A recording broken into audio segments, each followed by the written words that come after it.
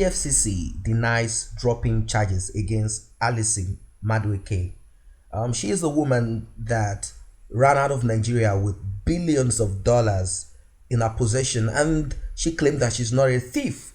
This is the same woman that escaped to the United Kingdom, and she has been there ever since. She got one man called Dele Momodu. He's the chairman, CEO of Ovation. He's also a newsman, a journalist, and he got that man, gave him probably some money, and they were able to come up with some stories of how she has cancer and how she wants to stay in the United Kingdom. Anyway, the Economic and Financial Crimes Commission, EFCC, has denounced reports currently circulating on the social media purporting that the commission had dropped the criminal charges against a former Minister of Petroleum Resources, Dieziani Alison Madueke, and other persons indicted for money laundering. The commission, in a statement, enjoins members of the public to disregard the report, which is false and misleading.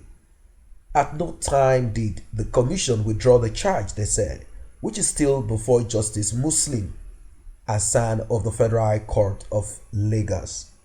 The only development was that the commission took a prosecutorial decision to split the initial 14-count charge to enable separate arraignment of the defendants following a spate of adjournments that had prevented the arraignment of the defendants more than 1 year after the case was listed, it stated. The charges were first filed on November 28, 2018. Since then, every attempt to arraign the defendants had been frustrated by one excuse or the other. In more than 4 times that the matter was called for arraignment, it was either that Larry Adesanya was sick and bedridden in a London hospital, or Nnamdi Okonkwo was hypertensive and on admission in a hospital, or Stanley Lawson had had a domestic accident and could not appear in court. It was also clear that these reoccurring excuses were ploys to frustrate the arraignment. To get around this, the commission took a deliberate decision, which was disclosed in open court, to separately prosecute the defendants in different courts.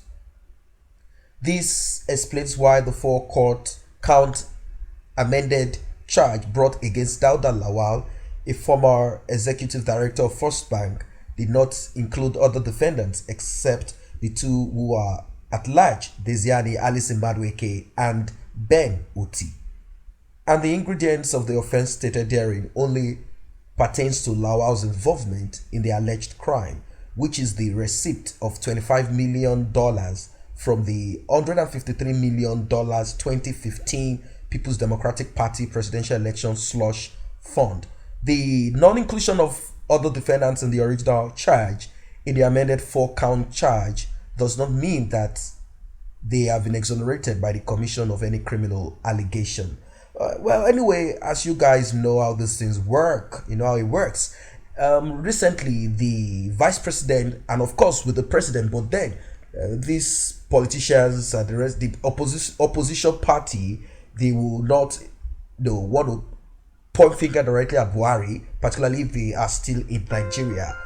A man called Frank decided to point fingers at the vice president, where he said that the vice president is involving a 90 billion naira loot, fraud, or whatever name you want to call it. They claim that this money came from the Federal Inland Revenue and it was actually used to run elections. That is the problem in Nigeria. You see, anyone that is at the ends of affairs, since the presidency has all the authority and power, they found a way of making sure that all of this belongs to them.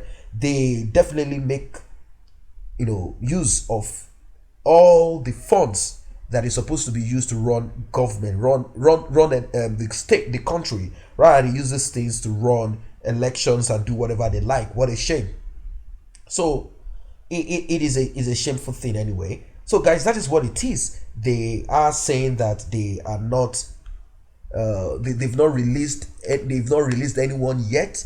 They've not clean up the the charges against them, they've not thrown it out, that they are still going to be prosecuted. But then they say some people are at large, but we know where they are.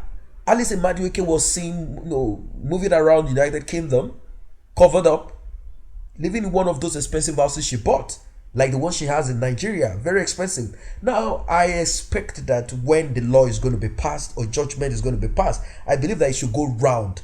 There are still people that are alive, ex-military generals and other politicians that are around. Look at the president, ex-president cannot be prosecuted. If Buhari gets out of this government and steals billions of dollars, he will not be prosecuted. It seems as if the immunity covers them even after they leave. And because they've amassed so much money and they've gathered so much friends, and because the people that are running the show are also criminals, that is why it is so. What a shame. The country is so much in disarray, disaster, nigga area. That is just what it is. It's a shame. It's a shame. Terrible. The past, the present, and the future is being stolen every second. That is what it is for now. If you're not part of this channel, simply tap on the subscription button and the red notification icon. That will automatically make you a member of this channel, and it will also alert you whenever videos are uploaded. Thanks for stopping by.